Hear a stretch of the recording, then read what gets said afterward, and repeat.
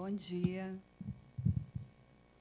Eu queria, em primeiro lugar, agradecer a professora Sônia e as professoras Fabiana, Umbelina, pelo convite. Estou muito feliz, muito honrada de estar aqui e me sinto bem em casa. Passei muitos anos, toda a minha adolescência, dentro da URGS. Vocês devem estar se perguntando o que tem a ver a topologia, que é uma área matemática, com a psicanálise. Então, eu vou tentar demonstrar que elas têm muito a ver, principalmente na sua estrutura.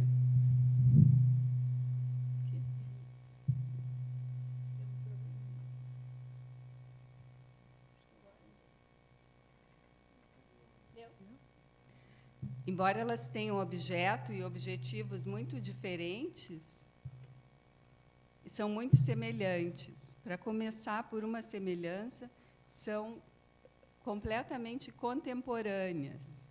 As duas nasceram junto com o século XX, oficialmente, né? Embora os primórdios já viessem de mais alguns anos, mas são ciências muito jovens e ainda em vias de formalizações. A topologia, para quem não sabe, ficou conhecida como geometria da borracha ou geometria analítica. Tá? Para a topologia, não importa como a geometria euclidiana se importava com as medidas, tamanho, ângulos, formas. A topologia é algo muito flexível. São figuras, algumas eu vou passar para vocês, que têm essa flexibilidade e que o que interessa são as vizinhanças entre os pontos. A forma, a cor não importa. Por exemplo, se nós temos aqui uma esfera compacta e pudermos transformar em qualquer outra coisa, como numa salsicha, é a mesma figura, tem a mesma classificação. Ela foi já parametrizada, segue os mesmos princípios básicos da geometria euclidiana. Por exemplo, ela tem os números de Euler, toda uma parametrização e classificação, porém, ela é maleável. Isso interessou muito a psicanálise na sua formalização. Então, um teorema básico seria o da invariância, que diz que o que interessa são as vizinhanças entre os pontos e alguns outros pontos, como, por exemplo, esqueci agora, estou nervosa. A vizinhança entre os pontos, as fronteiras entre as suas faces, o número de bordos e de faces, isso é que interessa, não as medidas nem a posição. Tá? Por outro lado, a psicanálise foi criada por Freud como um método terapêutico para alívio da angústia, visando também ao alívio dos sintomas físicos, vindos da excesso de ansiedade, como o professor da educação física estava dizendo, né, Clésio, que, na véspera das apresentações, muita gente adoece, provavelmente seja, né, a ansiedade. Então, o Freud visava a isso. Mas o Freud sempre se preocupou, desde o início dos trabalhos dele, numa sistematização da psicanálise. E ele se utilizava de modelos topológicos e também da teoria dos grafos, e ele também se utilizava de termos do direito, nós estamos aqui agora, e vários tipos de esquemas para tentar formalizar os conceitos da psicanálise. Eu vou dar alguns exemplos de homeomorfismos, que são essas invariâncias que eu falei. Fabiana, se puder passar. Por exemplo, todas essas figuras são homeomorfas, ou seja, são equivalentes à esfera, porque se pode passar de uma para outra sem rasgar nem pregar, tá? Desde que não se façam pregas, ou seja, os pontos vizinhos continuem vizinhos, tá? E nem se fure. Se fizer um furo, já é uma outra classificação. Tá? No segundo, esse é um outro tipo de homeomorfismo que se chama difeomorfismo, porque se pode passar, então, de um toro, porque ele já tem um furo, né, uma rosca, se pode abrir e, com ele, fazer um nó, como isso aqui.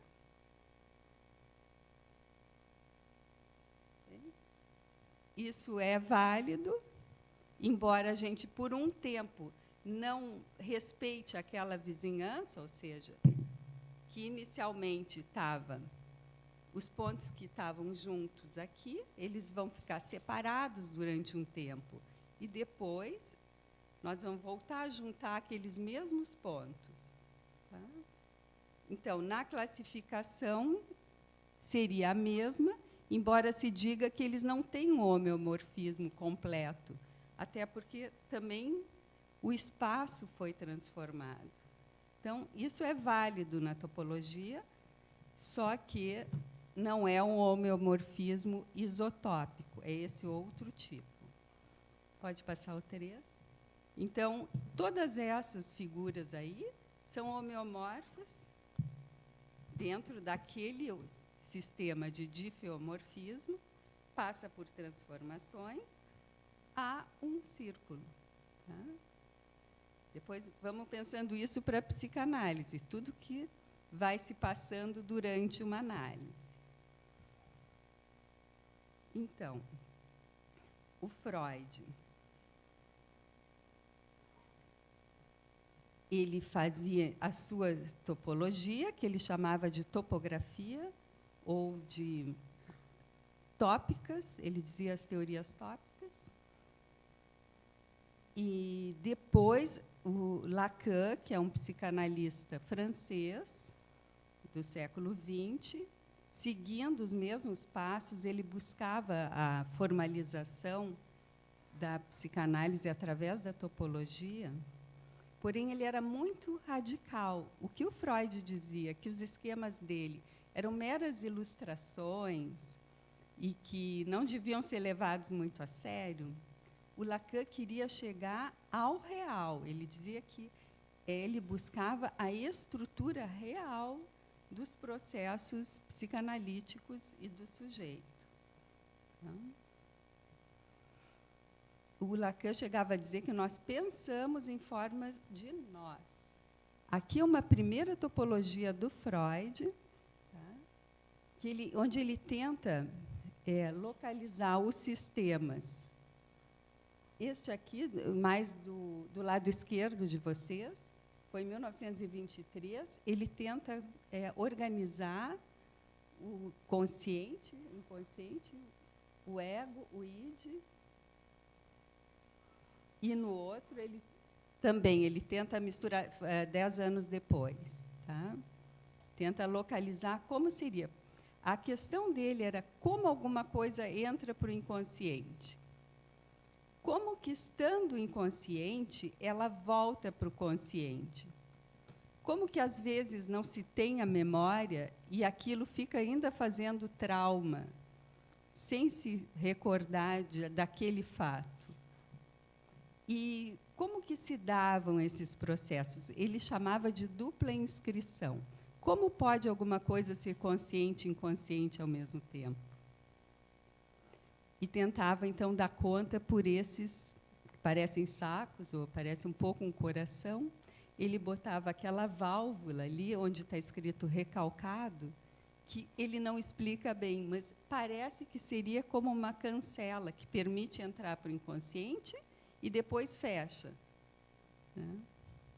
Bota bem em cima um carocinho, que seria por onde as coisas entram do exterior para o interior. E o Freud, embora ele seja absolutamente contemporâneo à topologia, ele não tinha acesso, né? A gente sabe que as ciências levavam muito tempo para serem divulgadas, não havia internet, né? Então, ele é contemporâneo, mas não se utilizava de esquemas da topologia, embora ele dissesse que fazia uma topografia. E ele seguia muito a questão da lógica clássica. A coisa é ou não é, está dentro ou está fora. Então, ele se debateu a vida inteira na obra dele, esses esquemas voltam, e essa questão da dupla inscrição inconsciente e consciente.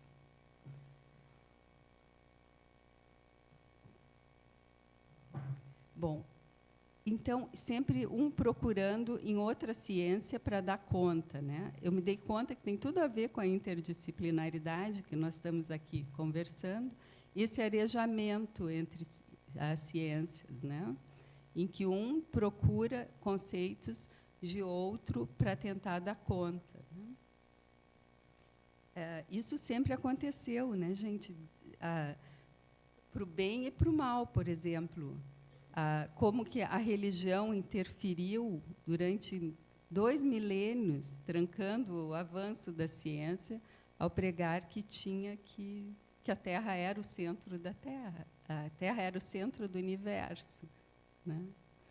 E muitos exemplos nós temos de más influências de uma na outra, também de boas influências, mas com muita resistência, como quando o Pascal era jovem e fez a teoria dele sobre o vácuo, ele foi ridicularizado até por Descartes, que era veterano dele, e que disse que o que tinha muito vácuo era na cabeça do Pascal. Mas isso, 200 anos depois, abriu caminho para a formalização do vazio, do zero como número. Então, né, a ciência também tem esse delay. A mesma coisa quando Freud e Lacan tentavam formalizar através da topologia. Tinha muita resistência. Mas esse arejamento, que eu chamo essa interdisciplinariedade, ela foi formalizada oficialmente quando o matemático inglês Alan Turing conseguiu demonstrar o que ficou conhecido como o teorema da decidibilidade. Foi em 1935 que ele escreveu e defendeu essa tese, que foi publicada como Sobre números computáveis, uma contribuição ao estudo, ao problema da decisão. Foi em 1937 que ele conseguiu publicar. E ela diz e formaliza exatamente isso que nós estamos falando da interdisciplinaridade. Diz assim, para qualquer teoria T formalizada, quando se pode dentro dela forjar um método que permita decidir se uma sentença formulada mediante apenas os recursos usados em T, se essa sentença é verdadeira ou falsa, então, se isso puder ser provado somente dentro daquele sistema lógico ou daquela linguagem lógica, essa sentença será dita decidível e pode-se dizer que é verdadeira. Se não puder, usando somente os recursos desta teoria, ela será dita indecidível. Tá? Ora, o que ele provou? Ele começou a demonstrar que a maior parte das sentenças eram indecidíveis, se não fossem usar recursos de outras ciências para confirmá-la.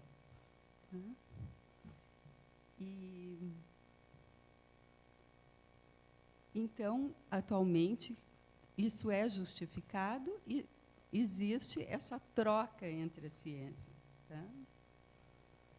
E o que a gente viu? Que quanto mais forte for, o mais completa for uma teoria, menos confiável ela é. Como as religiões, por exemplo, que fecham tudo, tem solução para tudo dentro dela. Tá? E, na verdade, não se pode nunca comprovar. Hoje, o teorema da decidibilidade está devidamente formalizado, parametrizado, e é usado em todas as áreas. Tá? Assim que a aritmética se utiliza da lógica, a lógica da teoria dos conjuntos, a teoria dos conjuntos da teoria dos nós, e assim por diante. E a topologia veio como um recurso, a psicanálise, para poder falar de uma forma cientificamente válida dos seus conceitos. Senão, a coisa cairia muito num achismo, num psicologismo, num Freud explica, né? Que é mais ou menos como uma religião, teria solução para tudo.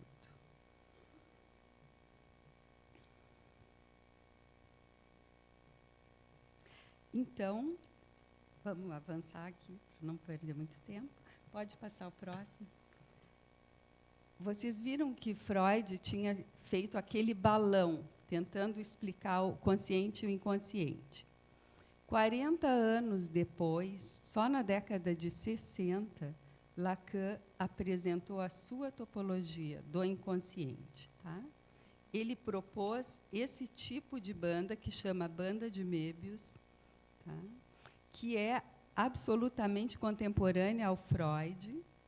O Freud nasceu em 1856 e a banda é de 1858, mas o Freud nunca mencionou, provavelmente não teve acesso a ela, e isso daria a solução para a questão da dupla inscrição. Tá?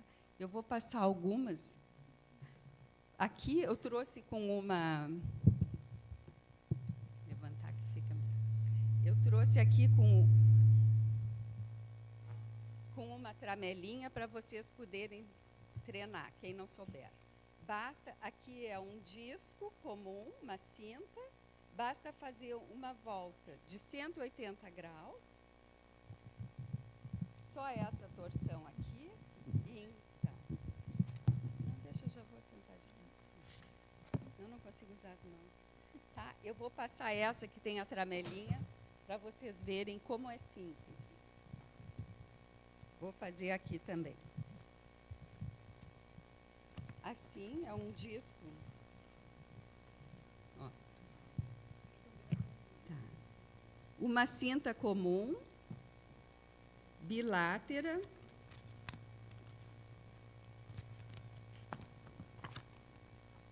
Ok? Vocês podem ver que tem duas bordas e duas faces. Uma dentro e outra fora. Agora eu vou fazer a de Möbius, partindo de uma cinta bilátera comum.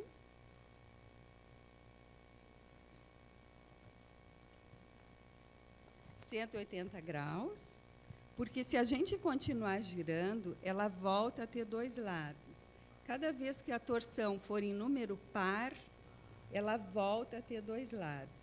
Quando é em número ímpar, acontece esse fenômeno que se transforma de duas bordas e duas faces em uma borda só e uma face. Vocês podem passar o dedo e vocês vão ver que ela tem, ou passar o lápis bem no meio, e ele volta a se encontrar.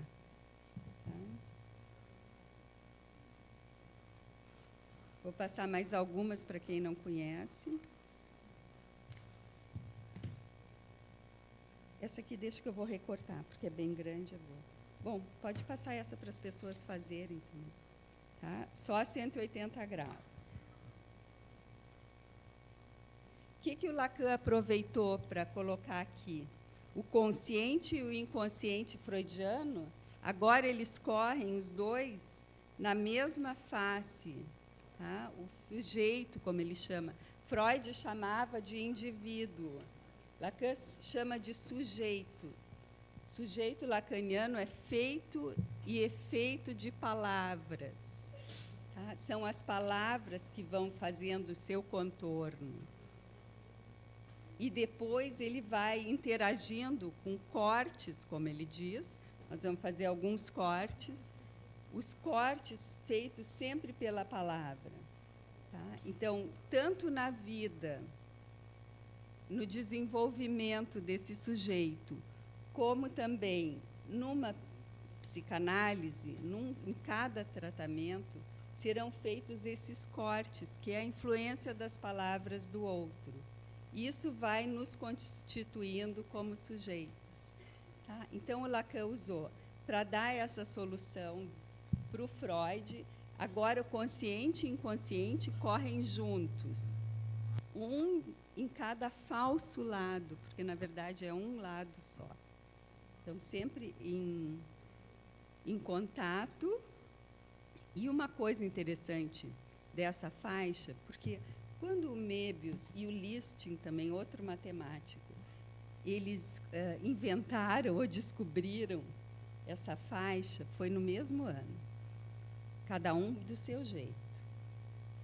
Eles fizeram como se fosse alguma coisa em um tecido tão fino, que não teria mesmo direito nem avesso. Um tecido virtual, só imaginário. Mas, quando a gente constrói em papel, claro que quando tu vai marcar um ponto aqui, o ponto não está marcado do outro lado. Então, o Lacan aproveitou dessa propriedade da banda de Möbius para dizer que, localmente, ela é bilátera. Quando tu pontua um lugar, o inconsciente se separa. Mas, no todo, ela é unilátera. Então, ele aproveitou isso para pensar a interpretação em uma psicanálise. O sujeito está falando e o inconsciente está interferindo, né? Tanto que a pessoa comete falhas, lapsos, esquecimentos. Mas, quando é pontuado um termo pelo analista, brota o inconsciente. Tanto que as interpretações numa psicanálise, elas têm um efeito confusional. Na hora, o paciente fica, como assim? Mas eu não disse isso. Tem uma separação ali. Tá? Eu vou fazer um corte pelo meio, tentar situar bem no meio, para vocês verem o que acontece com essa faixa. Bom, primeiro eu vou cortar primeiro a faixa bilátera comum ao meio. Tá? Como é óbvio, cortando essa faixa bilátera, se transforma em duas. Agora, o que será que acontece quando eu corto a faixa unilátera ao meio? Vocês conseguem imaginar? Vira duas? Não, né? Ela perde a propriedade de unilateralidade, duplicam as faces e duplica as bordas. Ela vira uma faixa bem retorcida, porém bilátera, como a primeira. Tá? Então, isso Lacan aproveitou para dizer que, durante uma interpretação, o efeito é isso, a separação do consciente e do inconsciente. Porém, vocês vejam que parece que ela está viva, né? Parece que ela quer se fechar de novo. Tem um movimento, uma resiliência, digamos, desse material, que o inconsciente quer voltar a ficar abrigado, não ficar à mostra. Pode passar lá. Está na hora? Tá. Então, aqui. Agora eu vou cortar pela borda. A mesma faixa, unilátera, vamos ver o que acontece. Bom, como ela tem uma torção, quando a gente chega nesse ponto, ela não se encontra, o corte não se encontra com ele mesmo. Tem que continuar cortando. E parece que fica mais longa ainda. E o efeito sempre é surpreendente, embora a gente faça milhões de vezes, vira 2 faixas encadeadas. Esta aqui é homeomorfa, aquela bem retorcida, que seria o corte pela metade da faixa unilátera, e essa mantém a unilateralidade dela. Então, o Lacan aproveitou isso para dizer que seria quando já mais, né, durante uma psicanálise, ou durante a vida, o desejo se separa do sujeito. Aqui, o nosso sujeito neurótico, normal, como todos nós, ele é unilátero. Tem o desejo e a realidade correndo nessas 2 falsas faces da banda de Möbius. E aqui seria o desejo quando ele se destaca e o sujeito se dá conta do seu desejo. Este aqui tem um lado consciente e um inconsciente separados. Este não. Pode passar. Vou só concluir aqui. Para não atrasar.